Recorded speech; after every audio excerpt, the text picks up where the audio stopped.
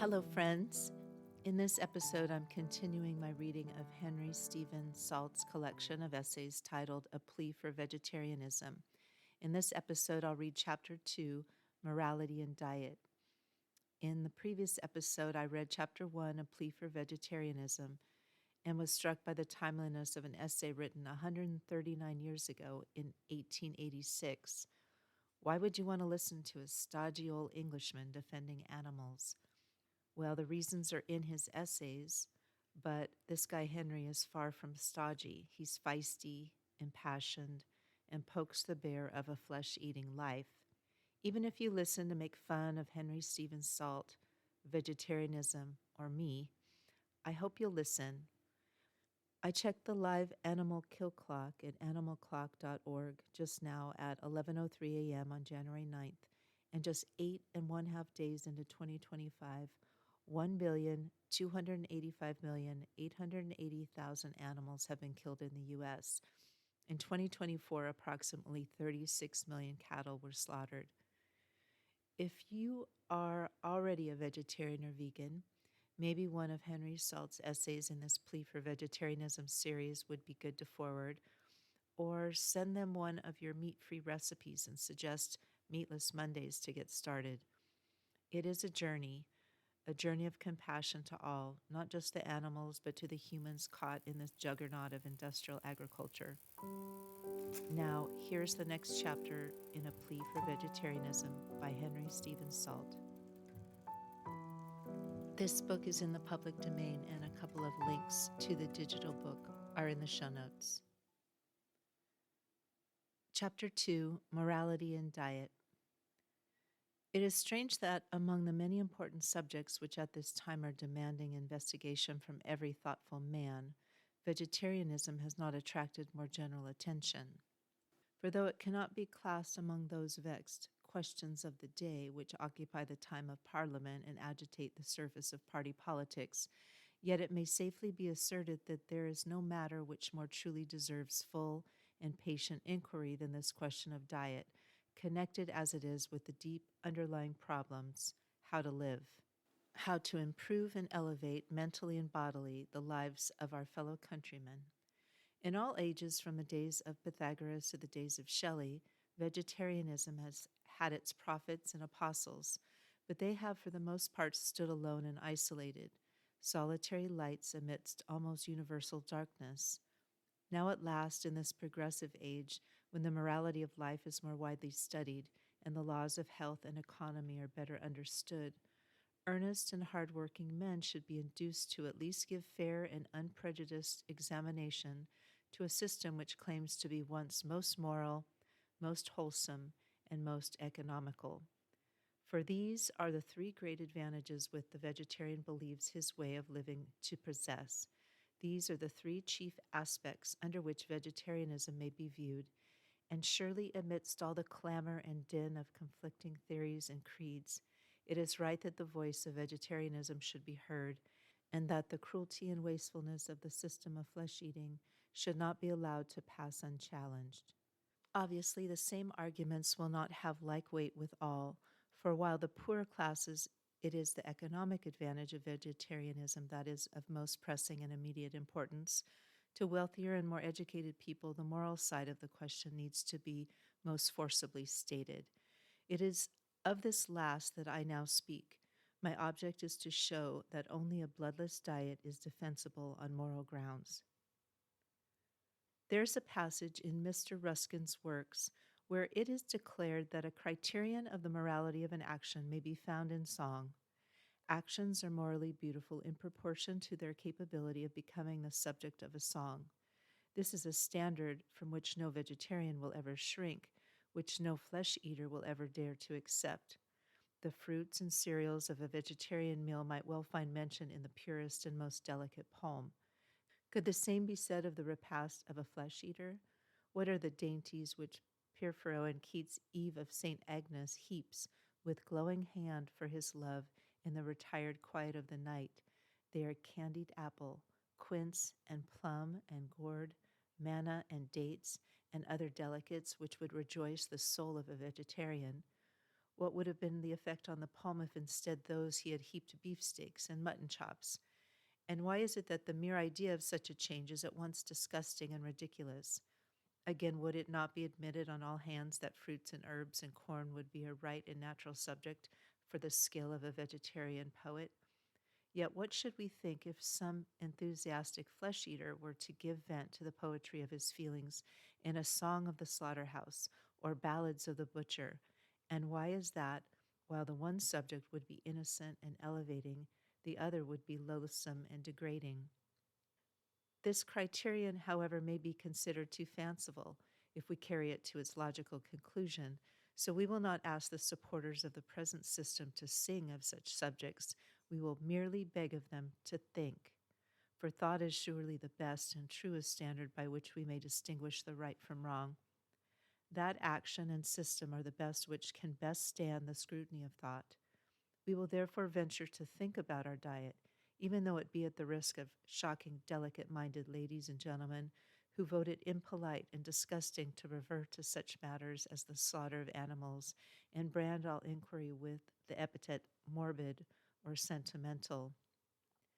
We will cease to regard beef and mutton and pork as lifeless articles of food, but will remember that they have a close connection with living oxen and sheep and swine. We will request those who perpetrate the butcher's trade by eating flesh meat to consider seriously what that trade is. Why is the very name butcher proverbial? Why is the slaughterhouse unmentionable at polite dinner table? If the system of flesh eating is defensible, why must its method of supply be concealed from all thought or reference? The obvious answer is that this trade is a degrading one, and not only socially but morally degrading.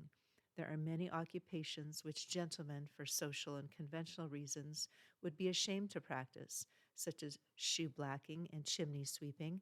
Yet there is no real or moral degradation in these, such as there is in the wanton slaughter of innocent animals. If our sweeps and shoe blacks were suddenly to go on strike, and we were compelled to do such work for ourselves, a wise man, however refined, would never be ashamed to soil his hand with soot or blacking. But if through a similar emergency he lost the services of his butcher, he might well think twice before he polluted himself with blood. If then it be a degrading occupation to kill animals, how can the habit of eating them be other than degrading? If we condemn the ignorant and brutal butcher who supplies the flesh, how can we acquit the refined ladies and gentlemen who demand it? The thoughtlessness alone enables people to endure such a system. From infancy, they are taught to ignore what meat really is until they hardly think of oxen and sheep in connection with beef and mutton. And now contrast this diet, the life of a vegetarian. Here there is no need of secrecy and sophistry to make the meal palatable, for the history of beans and lentils is not a record of blood and suffering, and we are not obliged to dismiss all thought as to the origin of our food, lest we should awaken reminiscences of the filth of the pigsty and the butchery of the shambles. There is nothing to conceal, for there is nothing to be ashamed of. It is the only diet which is entirely in keeping with the highest moral instincts of the most intellectual mind. There are also indirect advantages in vegetarianism, which can hardly fail to commend it to all those who know the value of temperance, both in food and drink. It is in general closely connected with frugality and simplicity of taste. With teetotalism, it is specially allied, for moderation in drink is the natural result of moderation in food, and it is an undoubted fact that the craving for alcohol is enormously lessened by a vegetarian diet. Here, however, it may perhaps be objected that although vegetarianism may be desirable on abstract grounds of morality and good taste, nevertheless, flesh eating is, for physical reasons, a practical necessity of nature, and being natural cannot be immoral. This, of course, belongs rather to the physical than the moral question, and it remains for those who have satisfied themselves that vegetarianism is desirable to determine further whether it is practicable. It is sufficient here to indicate the fact that medical men are not only not infallible, but liable to all the prejudices that affect the unprofessional mind. So that would be vegetarians need not be greatly alarmed by the stock arguments which are regularly produced by doctors, cooks, relatives, and other well-meaning persons in the way of solemn warnings and advice. The vegetarian is assured that the impossibility of such a diet for man is clearly demonstrated by the formation of the teeth and other structural evidence. Some nations and individuals may contrive to live on vegetable food in spite of these physical hindrances, but at any rate, in northern climates, a flesh diet is necessary for the sake of heat. And if some obstinate people even here persist in living in perfect health without animal food, still it is absolutely certain, and this is the final resource, the great irrefragable dogma of the flesh eater, that meat is necessary to foster intellectual vigor, even where physical strength may be supported without it. And thus the fellow countrymen of Shelley are led to believe that the finest work cannot be done without the grossest food, and that while man's mortal body may be nourished on a pure and bloodless diet, it is the intellect, the spark that kindles the fire of poetry, music, science, and the arts. It is the intellect which requires to be fed on the loathsome carcasses of slaughtered sheep and bullocks. Let us therefore, one and all, undismayed by sonorous warnings and dogmatic assertions, quietly and fearlessly ask our own consciences if the present system of diet is morally right and defensible. And if the answer be, as I have attempted to prove it must be, in the negative, let us not shrink from the consequent duty of attempting a reform. The experience of those who have honestly and seriously made trial of vegetarianism gives overwhelming testimony in its favor. Its economical advantage is indisputably great, not less conspicuous to those who make practical proof for themselves is its physical superiority, ensuring as it does a simpler, healthier, more enjoyable manner of life, and affording immunity, as vegetarians very plausibly assert, from many of our worst diseases and epidemics. The progress of all reforms is slow, and in the question of diet, as in all others, a national error takes centuries, as Sidney Smith has observed, to display the full bloom of its imbecility. Yet a vegetarian, without being over sanguine, may well comfort himself with the reflection that, in the case of flesh eating, these conditions have now been amply fulfilled, and that the outlook is therefore not entirely devoid of encouragement. Centuries have passed. We see our upper classes rioting in degrading wastefulness, while our lower classes are sunk in degrading want, and both alike the victims of degrading, because unnecessary, disease. The failure of our diet system is complete. The bloom of its imbecility is displayed for all eyes to see. Is it too much to hope that we may soon cease to be blinded by prejudice and custom, and that the civilized world may, before many generations have passed, adopt the opinion of the philanthropist Howard, founded on a lifetime of experience and observation? I am fully persuaded as to the health of our bodies that herbs and fruits will sustain nature in every respect far and beyond the best flesh. That concludes Chapter 2 of Henry Salt's A Plea for Vegetarianism. I will continue to Chapter 3 next episode. If you'd like to learn more about the rationale for vegetarianism from a modern hero, I recommend Earthling Ed's book, How to Argue with a Meat Eater. If you need a repertoire of meat-free food, a quick Google search for any dish you love will find a tasty vegan equivalent. I love the beautiful Korean vegan cookbook by Joanne Lee. Treat yourself to the print cookbook or follow Joanne on Instagram at @KoreanVegan. If you are still on the fence, I honor your journey, and even if you start with 1 or more days a week without meat, you will have a profound effect on the earth and your fellow beings. Thank you for joining me for the Pedro the Water Dog Saves the Planet Peace podcast.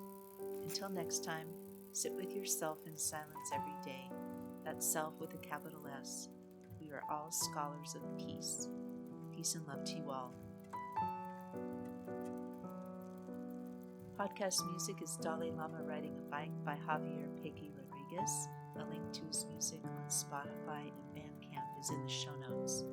Support messages of peace in the planet by joining my Patreon for as little as a cup of coffee per month at patreon.com. Just search Avis Kalfsbeck or Pedro the Water Dog to find me. Pedro the Water Dog Saves the Planet books 1 through 5 are available at all all your favorite online bookstores or at aviscolpspec.com. If you enjoy this podcast, it really helps me if you subscribe to Apple Podcasts or wherever you listen to your podcasts. Thank you again. Listen for the peace.